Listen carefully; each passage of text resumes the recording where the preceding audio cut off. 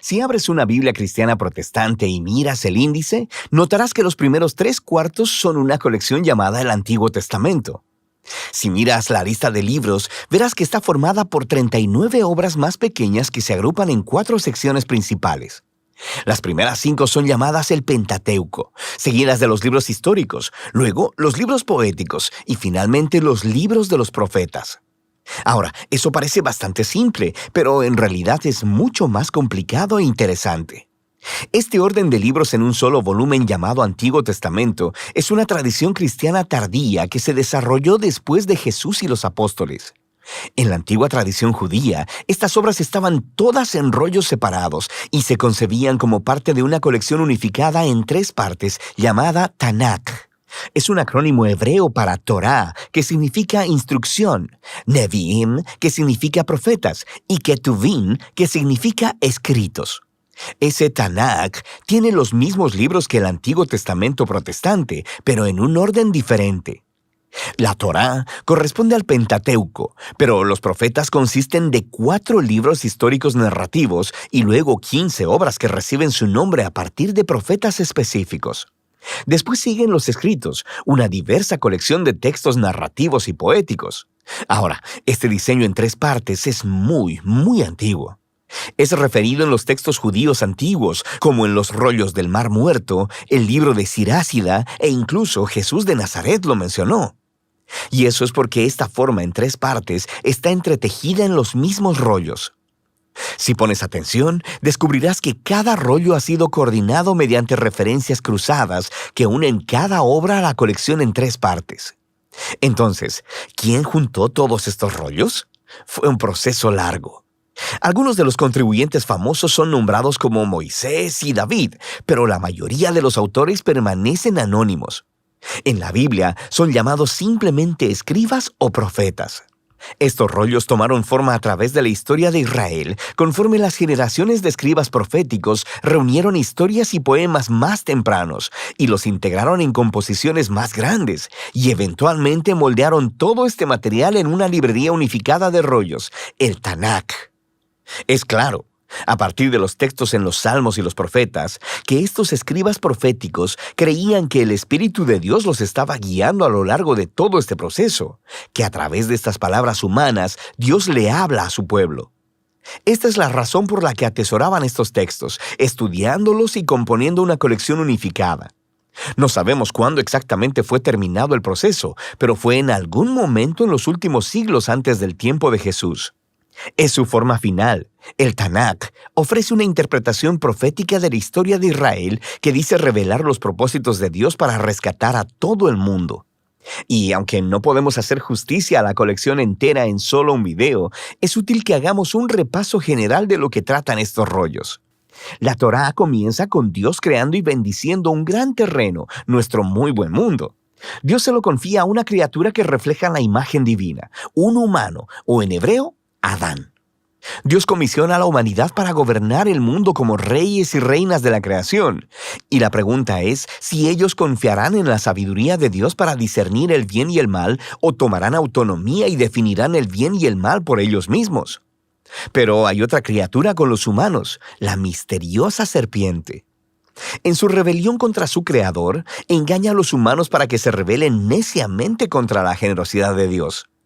Como resultado, la humanidad es separada de su fuente divina de vida y exiliados del jardín de la bendición para morir en un peligroso desierto.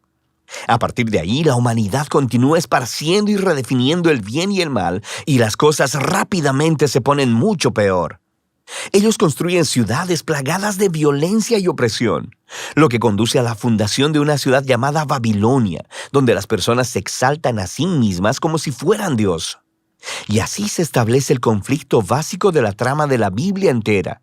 Dios quiere bendecir a su mundo y gobernarlo a través de los humanos, pero ahora los seres humanos son el problema.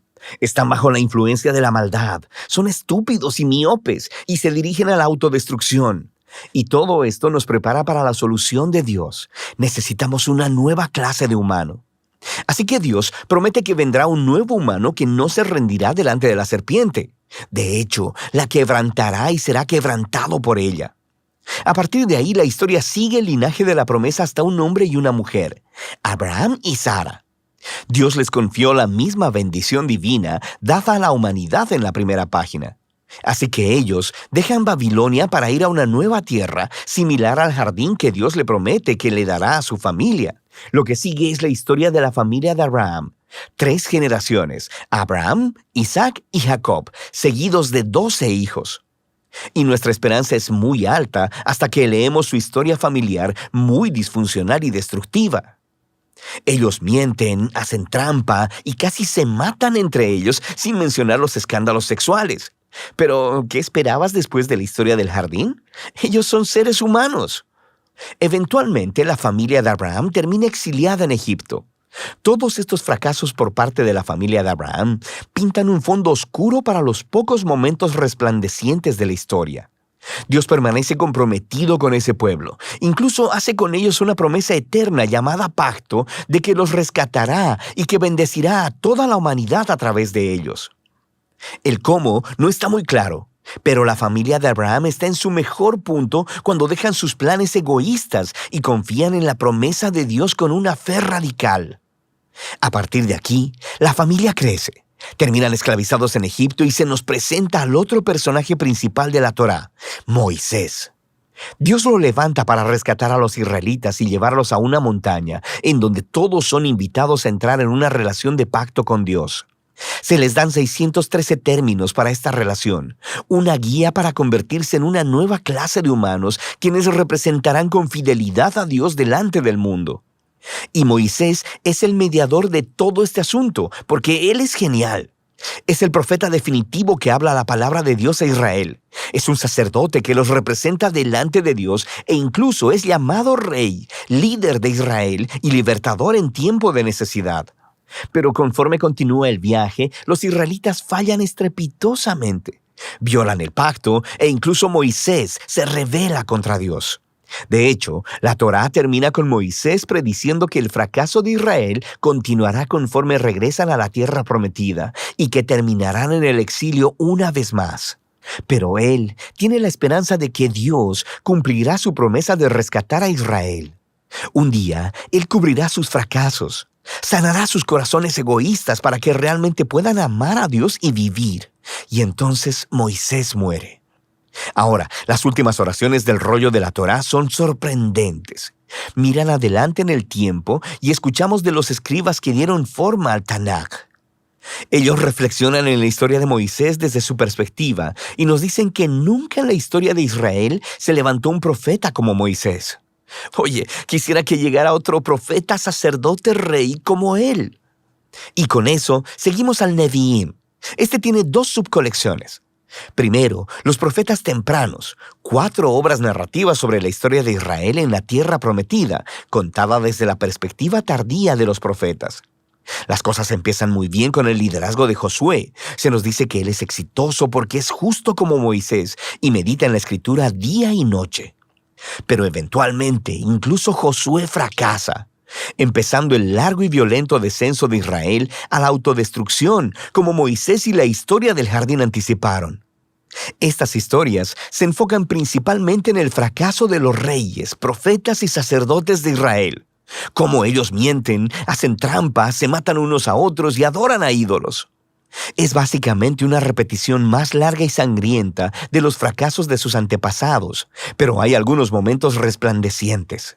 Dios reafirma su promesa de pacto de bendecir a la humanidad a través de un nuevo humano. Será un rey del linaje de David. Tienes algunas historias de personas como David y Salomón que tienen momentos como Abraham, cuando confían en Dios, pero nunca dura mucho. Y por supuesto, la familia de Abraham termina justo ahí donde empezó, conquistada y exiliada en Babilonia.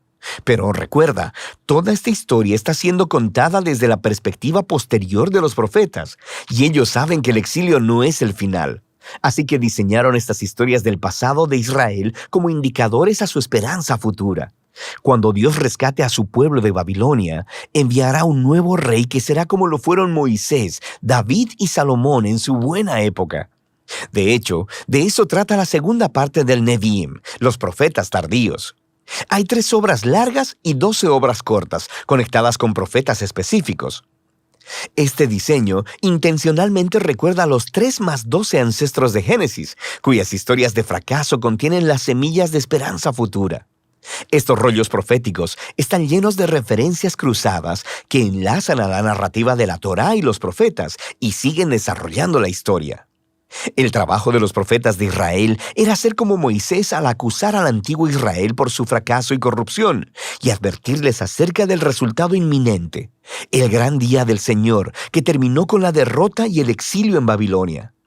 Pero los profetas también prometieron que Dios tenía el propósito de purificar a su pueblo y recrear un nuevo Israel, quien sería fiel como lo fue Abraham. Ellos vivirían en una nueva relación de pacto con Dios bajo la autoridad de un gobernante prometido que es descrito como un nuevo Moisés, pero llamado como David. Él será quien restaurará la bendición de Dios a todo el mundo. La conclusión del Nevi'im es justo como la Torá. Hay una nota de los escribas proféticos del Tanakh. Ellos reflexionan en la historia hasta ese punto y exhortan a los lectores a anticipar la llegada de un profeta como Moisés, a quien llaman Elías. Él anunciará la llegada del Dios de Israel para purificar y salvar a su pueblo. A partir de aquí, nos dirigimos a la tercera y última subcolección del Tanakh, una diversa colección de rollos. Cada uno ha sido diseñado para conectar con temas claves de la Torá y los profetas y desarrollarlos todavía más a través de un elaborado tapiz de referencias cruzadas. Por ejemplo, el rollo de los Salmos es presentado por 2 poemas que están coordinados con el principio de la Torá y los profetas. En el primer salmo se nos presenta al justo, quien es descrito como un nuevo Josué, un exitoso líder que medita en las Escrituras. Él es como el rey prometido a Moisés y como el eterno árbol de la vida en el jardín del Edén. El Salmo 2 identifica a esta figura. Es el rey prometido, el Hijo de Dios, del linaje de David, quien derrotará la maldad entre las naciones y restaurará la bendición de Dios al mundo. El resto del rollo de los Salmos enseña al pueblo de Dios cómo orar conforme esperan por esta esperanza futura. Luego tenemos los rollos de sabiduría, que abordan algunas de las preguntas más difíciles que surgen de la historia de la Torá y los profetas. Proverbios suena como Moisés en la Torá. Confía en Dios, sé fiel y obediente, y tendrás paz y éxito. Pero luego, Eclesiastés y Job reflexionan en la complicada historia de Israel y dicen, sí, lo hemos intentado y no es tan simple. Estos 3 libros desarrollan una profunda conversación acerca de lo que significa vivir sabiamente en el buen y frecuentemente confuso mundo de Dios. 2 de los últimos libros del Tanakh en ser escritos hacen una contribución crucial. El rollo de Daniel recuerda la larga historia del fracaso y sufrimiento de Israel como una extraña puerta de esperanza hacia un nuevo futuro para el mundo. Un día llegará el nuevo humano prometido en la Torá y los profetas. Será pisoteado por las salvajes inclinaciones de la humanidad hacia el mal, pero luego Dios lo vindicará y lo levantará para gobernar el mundo en divino poder.